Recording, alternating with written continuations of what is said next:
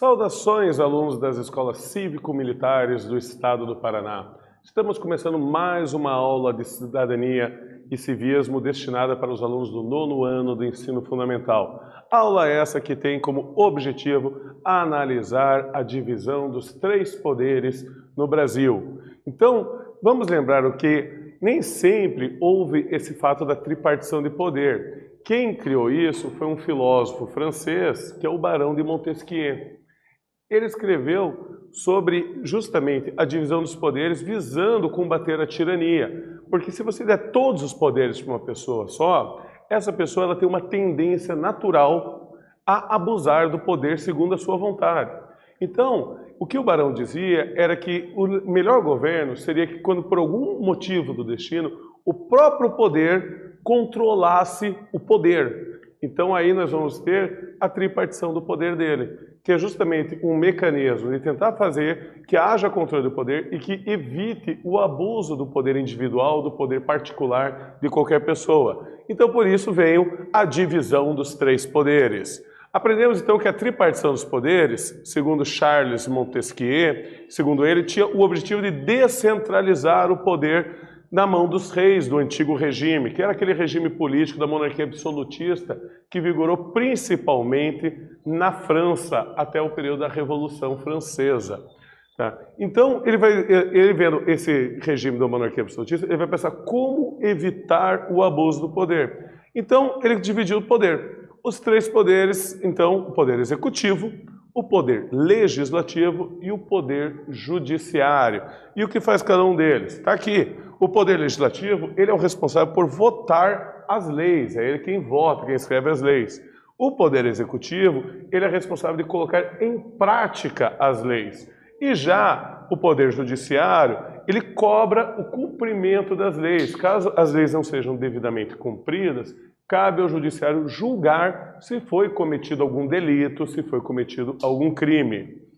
O que faz cada um dos poderes, então? Vamos lá. O executivo, ele dirige e administra o governo, representa o país no exterior, é quem toma decisões sobre economia, sobre investimentos, construção, conservação de escolas, hospitais, estradas e etc.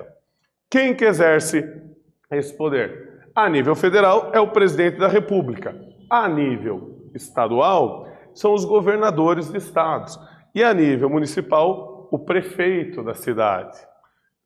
E o legislativo, o que ele faz? Ele vota as leis em nome da população e fiscaliza os atos do Poder Executivo, se ele está administrando bem, se ele está agindo bem de acordo com as leis. Quem exerce? Nacionalmente, são os senadores e deputados federais. Nos estados, os deputados estaduais. E nos municípios, os vereadores. Importante ressaltar que o Poder Executivo, ele não cria leis. Inclusive, ele tem que seguir as leis que são feitas pelo Legislativo. O próprio presidente ele tem que seguir a lei, o governador também. Se ele romper com a lei, ele vai estar criando um crime, que pode ser um crime de responsabilidade ou de qualquer outro código judiciário. E que nos leva ao terceiro poder, que é o Poder Judiciário. Que o que ele faz? Ele aplica a lei, decidindo os conflitos dos cidadãos entre si e entre os cidadãos e o Estado. Quem exerce? Os juízes, nas diversas instâncias e âmbitos da justiça. Então nós temos essa questão aqui muito bem específica. Veja, o legislativo vota a lei, ele aprova a lei, que o executivo também tem que seguir e fazer cumprir. Então o executivo ele não faz a lei, ele tem que seguir a lei e ele tem que fazer com que os cidadãos cumpram a lei. E caso haja algum conflito entre os cidadãos, alguma questão legal, ou entre os cidadãos e o Estado, então aí cabe ao judiciário julgar se o cidadão está certo, o Estado está errado, cabe ou qual dos cidadãos, qual das partes envolvidas no conflito vai. Então veja que você tem uma instituição que cria a lei, você tem uma instituição que impõe a lei e faz que a lei seja cumprida, e essa instituição também tem que seguir a lei, e no caso de haver qualquer descumprimento da lei, você tem uma terceira instituição, essa é responsável por ler a lei, interpretar ela e identificar se houve realmente o caso de um delito. Assim, você tem 3 poderes devidamente divididos. Tá? No Brasil, como que funciona essa tripartição do poder? Bom, nós temos o Poder Executivo, exercido pelo Presidente da República, com um mandato de 4 anos, que é estabelecido através de uma eleição direta, havendo a possibilidade de uma reeleição para ele, ou seja, no máximo de tempo pode se estender em 8 anos. Qual é a função dele? Administrar o país e escolher os ministros que vão auxiliar ele nessa administração. Quem que é o Legislativo? Bom, é a Câmara dos Deputados Federais, tá? Que tem um mandato de 4 anos e o acesso ao cargo também é por eleição direta. Função deles, elaborar leis federais e fiscalizar o Executivo. Mas no Brasil, o nosso Legislativo ele é bicameral, ele tem 2 câmaras. A outra Câmara é o Senado, que são os senadores que têm um mandato de 8 anos para o acesso ao cargo através de eleições diretas. E tem a mesma função da Câmara. Aí você vai me questionar, por que ter deputados e senadores e não só ter uma Câmara única? Bom, a ideia é o quê? Que a quantidade de deputados que tem na Câmara de Deputados, ela diz respeito à quantidade da população de cada estado. Então você tem alguns estados, como São Paulo, que são mais numerosos. Portanto, eles têm mais deputados do que, por exemplo, o Amapá, que é um estado menos populoso e tem menos deputados. Por causa disso, pode haver um desequilíbrio de representação entre os estados, dos mais populosos para os menos. Já o Senado, ele não serve à população. O Senado, ele serve ao Estado. Então, todos os estados da União, Paraná, Amapá, São Paulo, Rio de Janeiro, todos eles têm 3 senadores. Então, ali, você tem uma igualdade de representação de todos os estados. Então, isso aí justamente para evitar que, devido à sua população, alguns estados tenham vantagem nas decisões do Legislativo. E daí no Judiciário nós temos quem? Nós temos aqui o Supremo Tribunal Federal, que é o Superior Tribunal de Justiça, o Tribunal Superior do Trabalho, o Tribunal Superior Eleitoral e o Superior Tribunal Militar também, que é formado por ministros. Como que eles têm acesso ao cargo? Pela nomeação pelo presidente, quem indica é o presidente, e aquele que o presidente indica, ele tem que passar por uma sabatina no Senado para ser aprovado ou não como ministro do tribunal. E qual é a função? É garantir que a lei seja cumprida e examinar aí eventuais quebras da ordem legal. E no Estado, como que funciona essa divisão de poderes? Bom, nós temos o governador, mandato de 4 anos, também feito por eleição direta. E a função dele é justamente administrar o Estado e nomear os secretários que vão auxiliar ele nessa administração. Temos os deputados estaduais, mandato de 4 anos, também por eleição direta, que tem a função de elaborar leis estaduais e fiscalizar a administração do governo do Estado. No caso aqui da esfera estadual e municipal, nós não temos os senadores, é apenas a Assembleia Legislativa. E daí nós temos os tribunais de justiça. Então, Tribunal de Justiça Militar, Tribunal Regional Federal, Tribunal Regional do Trabalho e Tribunal Regional Eleitoral, que é formado por desembargadores. O acesso ao cargo de desembargadores é por promoção, por antiguidade ou por mérito de causa. E a função deles é julgar pela 2ª vez um processo, caso alguém recorra da decisão. E o que nos leva aí, então, ao caso do município, dos 3 poderes municipais, que é exercido pelo prefeito, novamente, mandato de 4 anos com eleições diretas, que tem a função de administrar a cidade, o município, e nomear os seus secretários que vão auxiliar nessa administração. Nós temos a Câmara de Vereadores, eleição direta, mandato de 4 anos, que elabora as leis municipais e fiscaliza o prefeito. Novamente, nós não temos o caso aqui de uma 2ª Câmara, e daí nós temos os juízes de primeira instância, juízes de direito, juízes federais, juízes do trabalho, juízes eleitorais, juízes auditores e também o caso da Justiça Militar, também aqui presente. E o acesso ao cargo é feito por forma de concurso público. Então é uma prova pública que você faz para conseguir isso. E qual é a função deles? Fazer o primeiro julgamento de um processo. Vamos lembrar aqui que você, quando ocorre um processo, você ainda pode recorrer da sentença de um juiz de primeira instância. Daí vai subindo as instâncias. A instância estadual, que caso você ainda se sinta injustiçado, pode haver, você pode recorrer à Justiça Federal. Ali não pode passar, essa é a última instância. Então você tem vários graus para reavaliar um processo, para reavaliar uma causa jurídica. Mas vamos então para a nossa primeira atividade da aula de hoje. Como estão divididos os três poderes na esfera municipal? Vocês vão ter um tempinho aí para pensar e eu já retorno.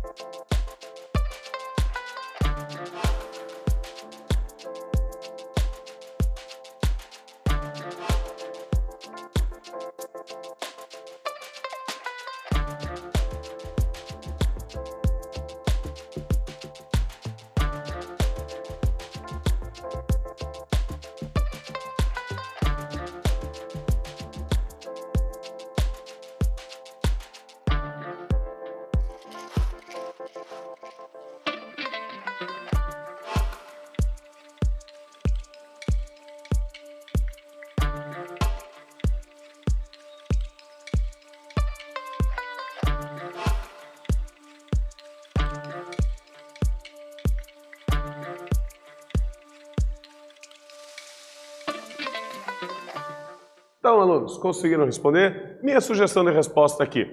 Na esfera municipal, os três poderes estão divididos entre o poder executivo, que é exercido pela prefeitura, responsável por administrar a cidade de acordo com as leis, a Câmara de Vereadores, responsável pela aprovação das leis, e o Judiciário, responsável por julgar a devida aplicação das leis pelos demais poderes. Mas uma das coisas mais importantes da tripartição de poder é o sistema de freios e contrapesos, que a princípio pode parecer meio complicado, mas não é. Tá? Que os três poderes, eles são distintos, independentes e harmônicos entre si, exercendo controle recíproco a fim de manter o equilíbrio deles.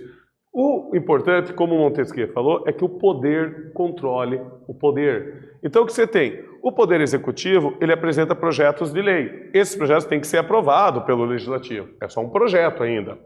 Ele pode editar medidas provisórias, emergenciais, mais urgentes, que também têm que ser aprovadas pelo legislativo. Ele veta projetos de lei aprovados pelo legislativo. Veja que é um controle recíproco também. E ele indica ministros dos tribunais superiores que têm que ser aprovados pelo Senado, como a gente já falou. Já o Poder Judiciário, ele pode anular os atos dos demais poderes caso eles agridam a Constituição brasileira. Então, alguma medida que o Poder Executivo tome ou que o Legislativo tome, ela tem que ser passada também pelo Poder Judiciário. Mecanismos de controle. E o Poder Legislativo? Ele aprova ou rejeita os projetos de lei e as medidas provisórias. Ele pode derrubar os vetos que o Poder Executivo eventualmente venha a fazer. Ele aprova ou rejeita as indicações de autoridades que o Executivo vai fazer. E ele julga o Presidente da República e os ministros do Supremo Tribunal Federal nos crimes de responsabilidade. Então veja que os três poderes eles têm uma grande função de controlar um ao outro, assim impedindo justamente o abuso de poder. Essa era a proposta inicial de Montesquieu. E criamos que esse sistema de freios e contrapesos tem sido bastante eficiente em diversos casos. O que é o poder executivo? O poder executivo tem como responsabilidade zelar pela administração pública e executar as medidas cabíveis para a resolução de problemas. Tá? O poder executivo busca também conciliar os interesses políticos e sociais existentes. E diferente dos demais poderes, o poder executivo possui o direito de decidir sobre rumos políticos e econômicos, assim interpretando e decidindo sobre a melhor forma de gerir os interesses e os bens públicos. O que é o legislativo? Então, ele cumpre a função de legislar em defesa de diferentes grupos sociais que os elegeram. Isso é, criar leis que protejam esses vários grupos. Tá, são os senadores e os deputados federais, deputados estaduais e vereadores. Eles têm como objetivo deliberar as leis. Eles são responsáveis, em caso extremo, de impedir aquele que ocupa o poder executivo de continuar seu mandato, o famoso impeachment. E no judiciário, ao contrário dos outros, não é feito por eleição no Brasil. A magistratura depende da comprovação da capacidade de seus representantes para a ocupação dos diversos cargos, através de uma série de pré-requisitos. Seus representantes são ministros dos tribunais, juízes, desembargadores e procuradores, entre outros, e tem como principal responsabilidade zelar pela Constituição, o cumprimento das leis e a resolução de possíveis conflitos como forma de promover a justiça. O que nos leva aí, então, a nossa mais uma atividade na aula de hoje. Quanto às suas funções constitucionais, qual a diferença da seleção do judiciário em relação aos demais poderes? Vocês têm um tempinho aí para pensar e eu já retorno.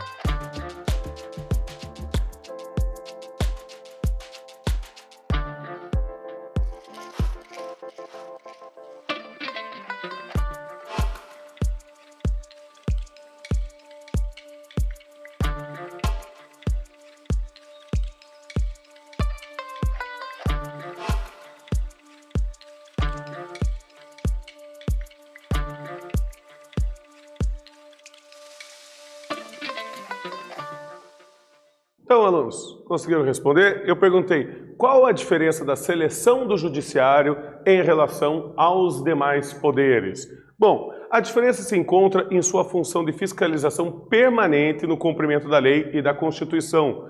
Por isso, seu cargo se dá mediante a comprovação de conhecimento por meio de concurso público, enquanto os demais poderes, por sua natureza representativa, são cargos eleitos para mandatos com tempo limitado. Então, essa é a diferença. Nesse aí você tem que comprovar que você tem a capacidade de interpretar a Constituição e as legislações. E aí a gente fala de símbolos e hinos de cada município. Aprendemos que os símbolos, de acordo com o artigo 3 da Constituição, no seu parágrafo 2º, os estados, os distritos federal e os municípios poderão ter símbolos próprios, além dos símbolos nacionais.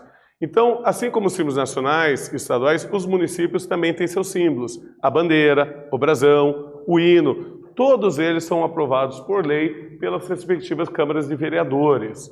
Então, vamos lembrar aqui, por exemplo, de símbolos nacionais, como a bandeira, o brasão da República, o selo nacional, o próprio hino nacional. Assim como nós temos aí símbolos estaduais, como, por exemplo, a bandeira do Paraná, o brasão e o selo do estado do Paraná. Então, isso também se repete nos municípios. Assim como temos símbolos nacionais e estaduais, cada município tem seus próprios símbolos. Eles são importantes para a identificação de um município em eventos e cerimônias. Além disso, possibilitam à população do município um sentimento de pertencimento e de identidade ao grupo. Eu pergunto, você sabe quais são os símbolos que estão relacionados ao seu município? Quais são os símbolos da sua cidade, da sua região? Mas vamos aqui para a nossa última atividade da aula de hoje. Qual é a função social exercida pela construção de símbolos municipais, estaduais e federais? Vocês têm um tempinho aí para pensar? Eu já retorno.